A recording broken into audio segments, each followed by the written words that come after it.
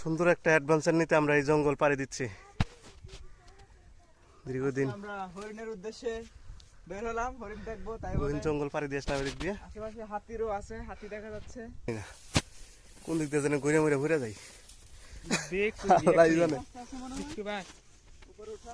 এদিক দিয়ে অনেক গভীর, পাও স্লিপ খাইলে ডাইরেক্ট একবার গহীন জঙ্গলে।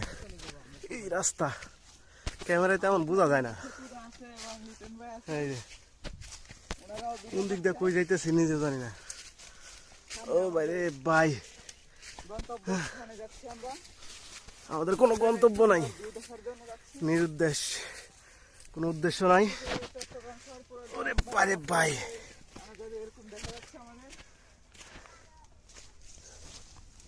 আমরা আছি এখন চট্টগ্রাম ও বাবা রে কাটা। সমুদ্র সৈকতের এই হাসান ভাই ডাক্কা দেন। ও বাড়ি রে কাটা রে কাটা, খালি শুলে কাটাও লাগে যে আমাদের। হ্যাঁ জঙ্গল সব। খালি কাটাই, বারে বা হাত পায়ে লাগে, শরীরে বিন্দে, গেঞ্জিটি নিব না আমার ফাইসা যেতে সব।